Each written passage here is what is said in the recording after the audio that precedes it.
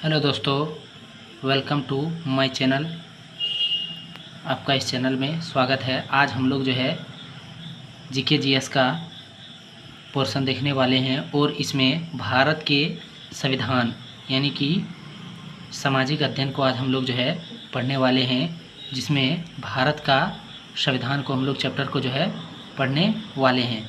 तो पहले संविधान का बारे में जानते हैं, संविधान को समझते हैं। संविधान एक परिचय, इसके बारे में हम लोग देखेंगे। तो संविधान जो है लिखित नियमों की एक ऐसी किताब है जिसे किसी देश में रहने वाले सभी लोग सामूहिक रूप से मानते हैं। यानी संविधान जो है एक ऐसी किताब है जो उस देश में रहने वाला जो लोग है वे सभी जो है सामूहिक रूप से मानते हैं। और संविधान जो है सर्वोच्च कानून है। संविधान जो है सर्वोच्च कानून है जो हर देश में लागू हुआ है। भारतीय संवैधानिक इतिहास, भारतीय इतिहास में 1757 ईस्वी के प्लासी के युद्ध और 1764 ईस्वी के बक्सर के युद्ध के बाद ईस्ट इंडिया कंपनी के समय पर कई अधिनियम लागू किए जो भारतीय संविधान के विकास की सीढ़ियां बने, जो इस प्रकार है। यानी 1773 का रेगुलेटिंग एक्ट। तो ये 1773 का रेगुलेटिंग एक्ट क्या है? तो 1773 के रेगुलेटिंग एक्ट, इस एक्ट के तहत जो है बंगाल के गवर्नर जनरल को बंगाल का जनरल पद नाम दिया गया था। यानी 1773 का जब रेगुलेटिंग एक्ट आया था तो उस समय जो है बंगाल के गवर्नर जनरल को जो है बंगाल का गवर्नर जनरल जो है पद दिया गया था, पद नाम दिया गया। बंगाल का प्रथम गवर्नर जनरल जो था वो लॉर्ड वारेन हेस्टिंग था। यानी बंगाल का जो प्रथम गवर्नर जनरल था वो जो लॉर्ड वारेन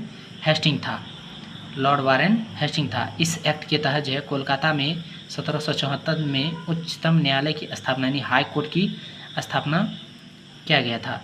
यानी बोलेगा क्या कि कोलकाता में उच्चतम न्यायालय की स्थापना कब की गई थी? 1774 में। किस एक्ट के द्वारा? तो 1773 के रेगुलेटिंग एक्ट के द्वारा कोलकाता में जो है 1774 में उच्चतम न्यायालय की स्थापना किया गया था। कोलकाता में उच्चतम न्यायालय की स्थापना 1774 में रेगुलेटिंग एक्ट के तहत 1773 के एक्टिंग के तहत जो है किया गया था। इस एक्ट के तहत जो है कोलकाता में 1774 में उच्चतम न्यायालय की स्थापना। इसमें एक मुख्य न्यायाधीश व 3 अन्य न्यायाधीश थे।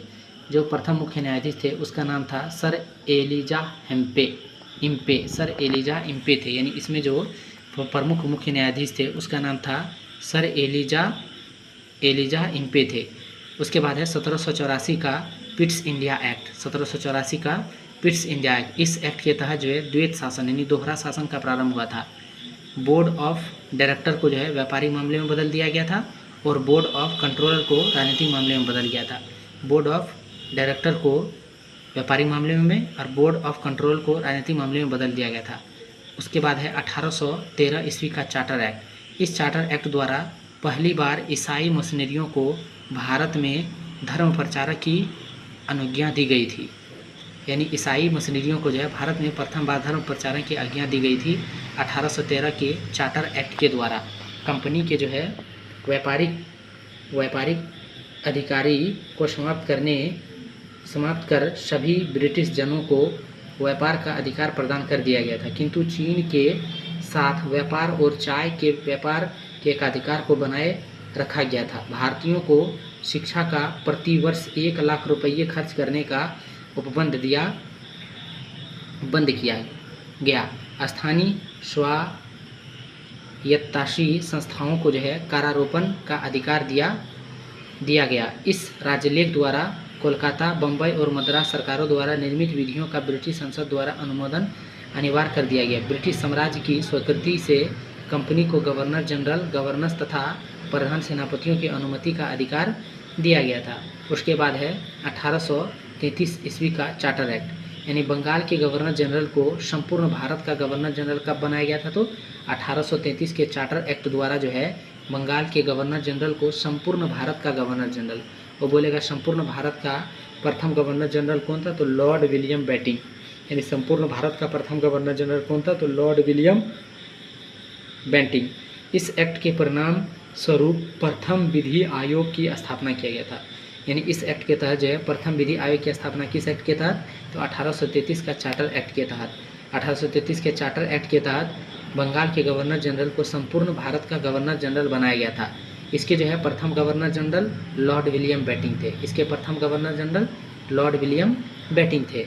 उसके बाद है प्रथम विधि आयोग के अध्यक्ष कौन थे? तो लॉर्ड मैकाले, यानी प्रथम विधि आयोग के जो अध्यक्ष थे वो कौन थे? Lord Macaulay. और प्रथम विधि आयोग की स्थापना कब किया गया था? 1833 के चार्टर एक्ट द्वारा। उसके बाद 1858 ईस्वी का भारत शासन अधिनियम, यानी भारत शासन अधिनियम 1853 में आया था। भारत शासन अधिनियम 1853, इसके अंतर्गत भारत का शासन कंपनी से लेकर ब्रिटिश क्राउन को हाथ में सौंपा गया। यानी पहले जो है 1858 से पहले भारत में जो है ब्रिटिश शासन, भारत में जो है ब्रिटिश क्राउन के हाथों में चला गया। पहले जो है 1858 से पहले भारत जो शासन था वो कंपनी के हाथों में था, लेकिन 1858 के भारत शासन अधिनियम के तहत जो है ब्रिटिश क्राउन के हाथों में चला गया। इस अधिनियम में गवर्नर जनरल का पदनाम बदलकर भारत का वायसराय, यानी कि पहले होता था 1858 ईस्वी का भारत शासन अधिनियम के पहले जो है वो भारत का गवर्नर होता था, लेकिन 1858 के भारत शासन अधिनियम के तहत जो है भारत के गवर्नर जनरल का पदनाम बदलकर जो है वो भारत का वायसराय कर दिया गया था। यानी बोलेगा भारत का वायसराय कब से कहा जाने लगा? तो 1858 ईस्वी का भारत शासन अधिनियम के बाद जो है भारत का वायसराय कहा जाने लगा। इसके बाद है भारत का प्रथम वायसराय कौन था? तो भारत का प्रथम वायसराय जो था वो लॉर्ड कैनिंग था। यानी भारत का प्रथम वायसराय जो था वो लॉर्ड कैनिंग था। 1909 का मार्लो मिंटो सुधार अधिनियम, 1909 का मार्लो मिंटो सुधार अधिनियम, वायसराय लॉर्ड मिंटो, यानी 1909 में आया था। मार्लो मिंटो सुधार अधिनियम कब आया? तो 1909 में। मार्लो मिंटो सुधार अधिनियम कब आया था? 1909 में।